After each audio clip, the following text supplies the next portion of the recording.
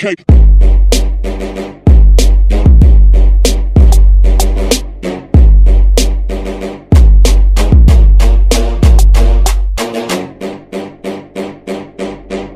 So my name is Stephen Fantz. I pledged Stone Mountain Chapter of Kappas Fraternity Incorporated, Spring 14, Ace Club, and I'm from Dallas, Texas. You know, we push achievement in every field of human endeavor.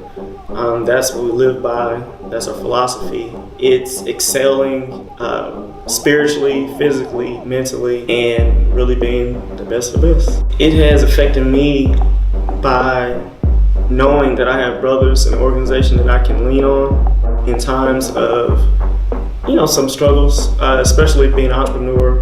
Everyone knows that it's not the easiest thing to do.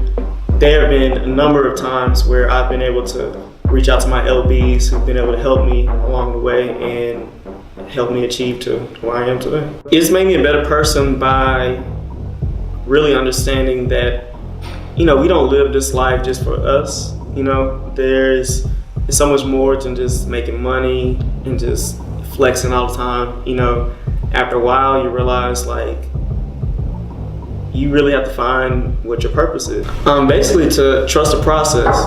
You know, like, life really does give you opportunities to learn the most about yourself.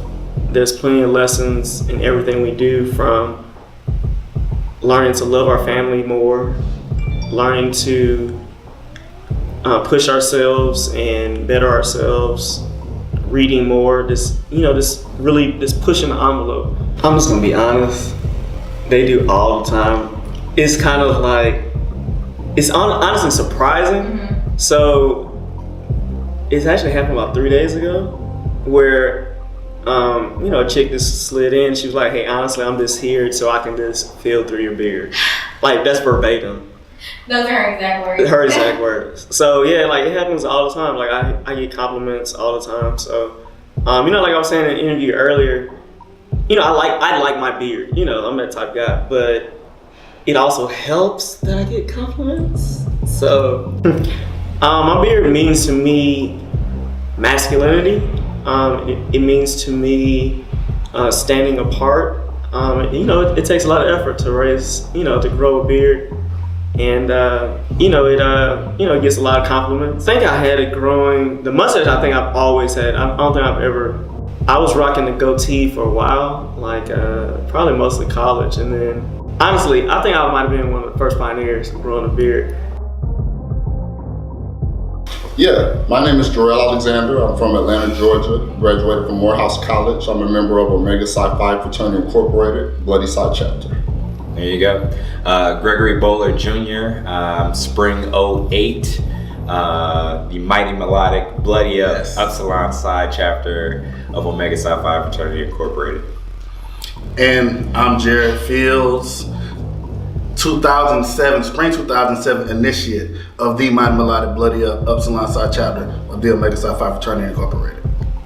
Well, for me, I didn't grow up with any type of individual that went to college. So I was the first in my family to go to college and graduate. And what I recognized is that as I started looking back at the history, I realized that Omega Psi Phi just really standing for more of friendship. And then, as well as me playing football, at least for me, I recognized there was so many Qs or Omegas that played football. So, and I recognized that FAMU did not have that at the time. So that was an immediate value that I could add. For me, it's kind of the same, but kind of different.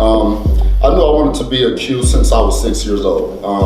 One of my childhood mentors, one of my coaches, was a member of Omega Psi Phi Fraternity, and he was very influential and pivotal to, I feel, me becoming the man that I am today. Two reasons why I wanted to become a member of this illustrious organization is, one, the brotherhood aspect. So friendship and brotherhood was very big to me growing up. So a lot of my friends, I saw them as my brothers and everything like that. So when I joined the fraternity, evidently I gained a lot more brothers, and that was one of the main things. So brotherhood and friendship was really, really very important to me. And another thing, one of my mentors, who actually is a side chapter, bro. I grew up in his house.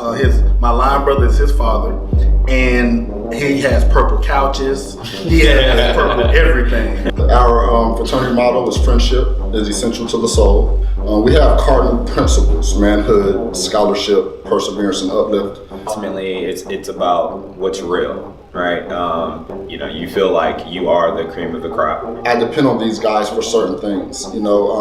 If someone was to call, if a member of Omega Psi Phi Fraternity Incorporated was to call me at 3 a.m. and say, "Listen, Jarrell, I'm broke down. I'm 50 miles away. I need a ride home," I'm there. Brotherhood and friendship. If I depend on you and if I know you depend on me, that's going to leave a level of vulnerability. That's going to leave a level of trust and dependency on that person. And you can't really survive without friendship. I feel like a brand or something, again, that's visually symbolic is able to transfer through time a lot better than something that's verbalized.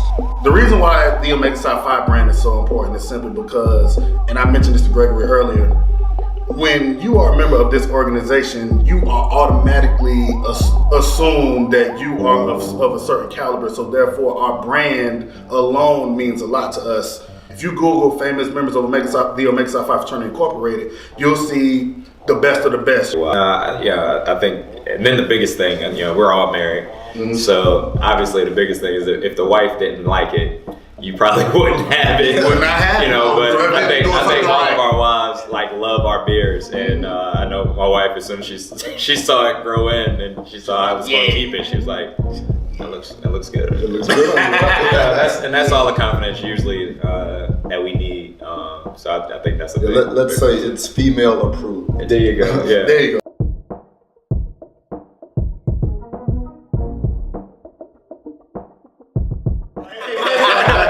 My name is Kyrie Peterson, and I am a fall 2010 initiate of Alpha Phi Alpha Fraternity Incorporated through the Zeta Mu chapter seated at Georgia State University. I was the quad on my line, and these are my neos. All right, so my name is Robert Chambers. I am a fall 15 initiate of the Zeta Mu chapter seated at Georgia State University of Alpha Phi Alpha Fraternity Incorporated. The GQ Zeta Mu chapter, as you see on the jacket. I am a Jewel Club, meaning I am the 7th.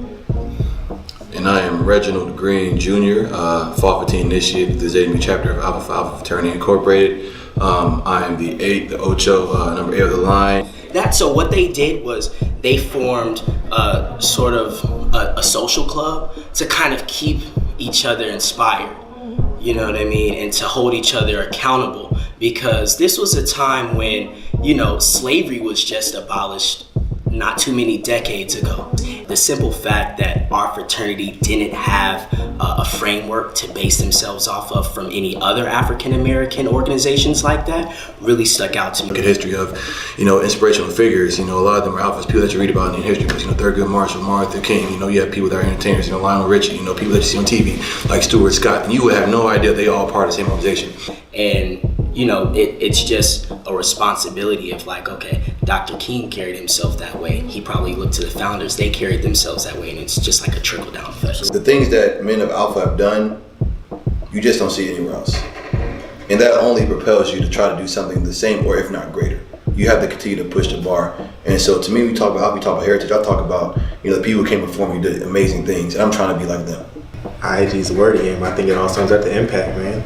What are you doing to impact your community? What are you doing to impact your family? What are you doing to impact, the people that are around you that you interact with for 5 seconds in the grocery store? I mean, you'd be surprised how much those interactions can really affect people. To be an alpha man means to be a man of action, to be a man of integrity. So being an alpha man means you can go out there into the wilderness and make something happen. Whether or not, you have people behind you, whether or not you might, have the support that you want or that you think you might need, but you can make things happen. When all else fails, an alpha man does it. I think you take 2 of our aims and kind of just personify it. Manly deeds and love for all mankind. Literally, manly deeds, taking care of your family, making sure that, the family members around you and your community are well taken care of. If it's not financially, then it's, emotionally, then it's, in some type of protective state. And then love for all mankind, loving your neighbor. The Bible says it. So, even if you want to take it religious-wise, internalizing the things that, God wants us to do and personify on a day-to-day basis, and spreading that love. mean, I would like my kids to kind of take away some things I learned just from my interaction with Alpha. You know, nothing that you really want is going to be easy. Anything worth having is worth working for. And to remember that, you know, you're not the only person in the world going through something. Always try your best to impact people around you and your community. And like I said, love for all mankind. Really, no matter what you go through in life, you know, you have to remember who you are. You know, remember what you want to be, and don't change really for anything or anyone. I would give the advice to younger people, my future children, to not be afraid. You know, life is cyclical. It has its ups, it has its downs, but the thing about being cyclical is that when you're at your lowest, you know, wait it out and work through it. You're going to be back at the top again. And even we learned a poem through our process, and part of it goes, stick to the fight when your heart is hit. You know, so when you feel that heavy blow, when you feel like you want to quit, that's what's molding you into the person that you're going to become. Best accessory is your barber and your tailor. To be completely honest, because they can turn, hey, man, something from nothing, you know? Your DMs and compliment you on your beard. Absolutely. And the follow-up question to the beard, you killed it, like what is that? Well, that's the only secret brother here. I mean, definitely. I think I'm not gonna say like it's a normal thing, but it's happened, you know. I love your beard. Oh, like for me, it's still relatively a new thing. So like, dang, like when did you grow a beard? I didn't know it's like that. Like, okay. So like, no, exactly. So I might definitely get the compliments from time to time. Funny story. So I was on a date one time with a girl, right? So we're at the bar chilling, blah blah, and this guy at the door, and he keeps looking over. So I'm assuming he's looking at her, like, you know, whatever, like, you know, obviously you're not gonna come over and talk to her. And he starts to make his way around the room, like, what is this guy doing? Has he lost his mind? So he comes over, I'm like, all right, so obviously I'm gonna have to act ignorant in here, because this is unacceptable. So he walks over, I'm thinking he's going to her, and he comes to me, and like, he kind of throws over, he's like, hey bro, what you put in your beard, bro? Because that thing is immaculate. I'm like, what? And she's dying at this point, like, look, take care of your beard, I'm trying to tell you, everybody loves it, man.